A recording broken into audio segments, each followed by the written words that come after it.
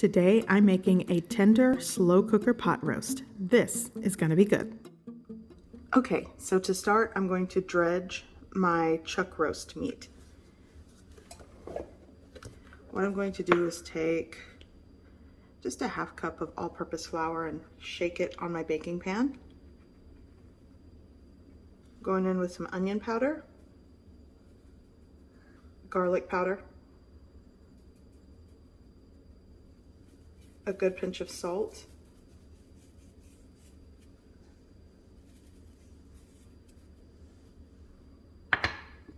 and cracked black pepper.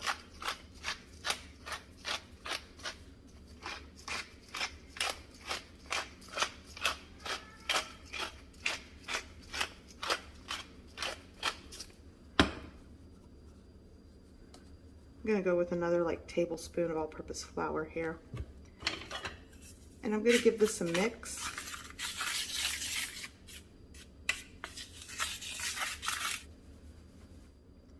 Okay. I'm working with 4 pounds of chuck roast meat, beef chuck roast, and it's 2 pieces like this. So I'm just going to coat and dredge the meat well.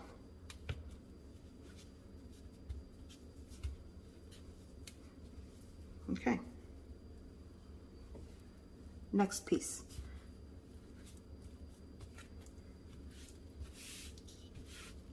Okay. Nice. Here I've been preheating a very large pan, and I'm going to add a lot of oil. Well, it's not a lot, but to make sure to cover the bottom. There we go. Okay, so here's my meat hanging out, and I'm going to start browning it. I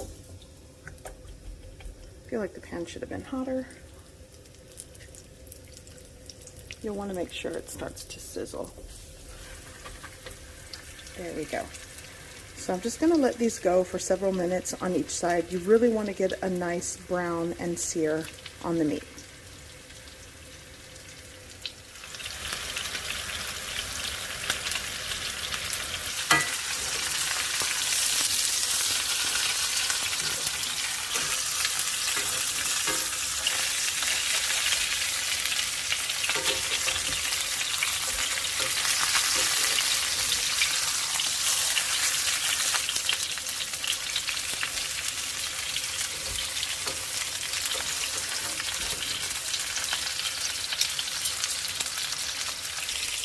Okay, so I'm going to put my meat and let it rest here for a second. Well, more than a second.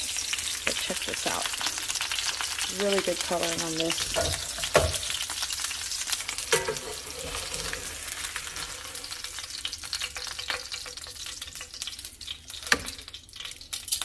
Okay.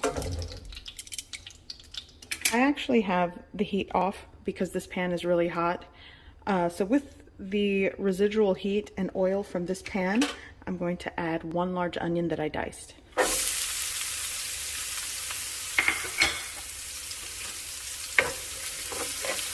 And the pan is off. This is just how hot the pan is, so I don't want to burn the onions before they have a chance to saute. But you know, it'll kind of start to die down the sizzle, so that just lets me know time to turn on the heat again. So there we go. I'm going to saute my onions until they are softened and translucent. Here I have lots of chopped garlic or minced garlic that's going in. I'm just going to continue the saute for another minute or so. Okay, so this is sauteed very well. And remember that leftover flour dredge mix? I'm going to use that to create a gravy. I'm going in with several tablespoons. You'll have to just sort of start adding the flour until it kind of absorbs the oil. Okay, so let's go here and make this roux. So I added around 3, I guess that was what, I wasn't counting, 3 to 4 tablespoons of that dredge. And you just want to create a roux. I'm going to add 1 more tablespoon.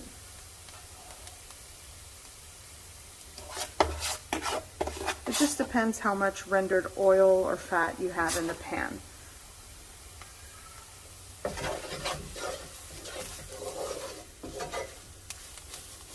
Yeah, that'll do. Oh, everything smells so good, and it's about 8 o'clock in the morning. Now I'm going to add in beef broth. This is store-bought beef broth going in.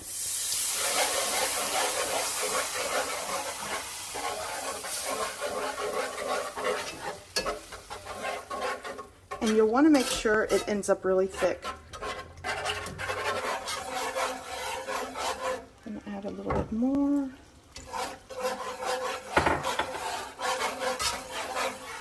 So it's going to be right around 2 cups of beef broth.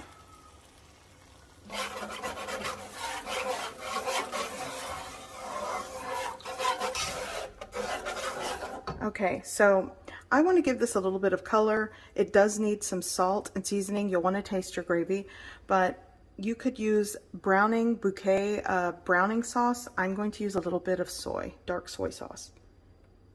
There we go.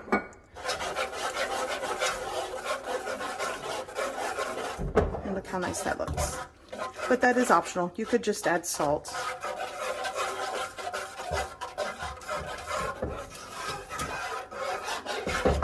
Okay, so this is ready. Here in my 6-quart crock pot, I'm going to put the meat. Ah.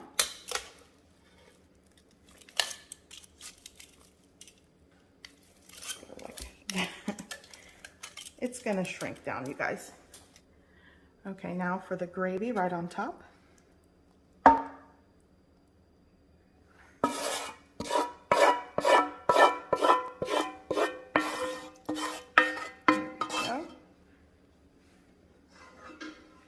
Okay, so I'll say this is optional, but I have fresh thyme, so that's going in.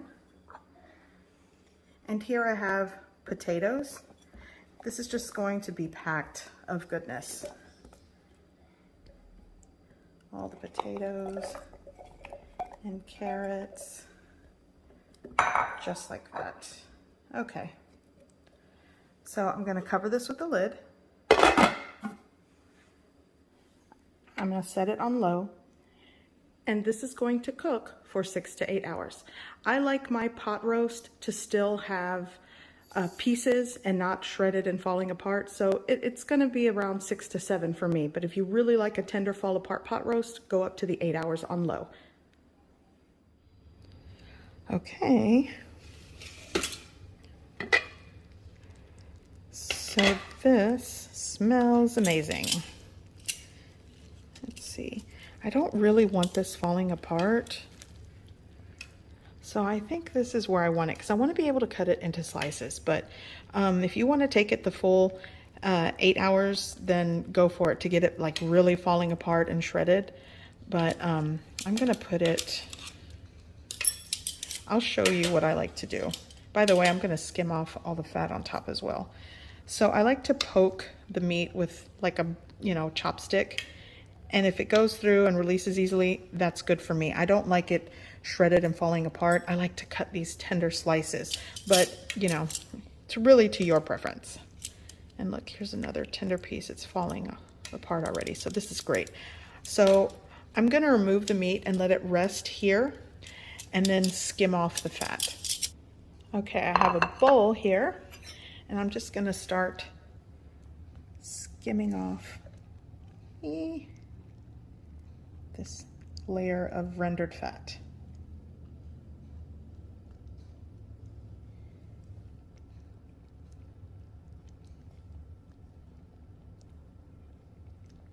Okay, so my meat has rested and I'm just going to cut some slices. You can actually, cut this into chunks before you cook it if you want something more like a beef stewed type situation, but I like these slices.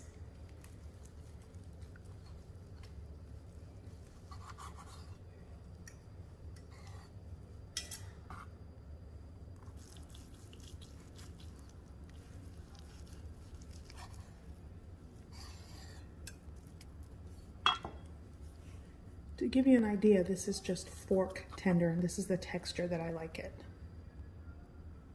And I want you to see, I skimmed off most of the fat, if not all of it, and look at this gravy. Because we started with a very thick gravy and the meat juices in here, it creates this beautiful sauce. And my vegetables are tender, so now, for thumbnail purposes, I'm going to put the meat back into the crock pot, take some pics, and it's time to eat. I hope you give this recipe a try. I hope you like it, and thanks for watching.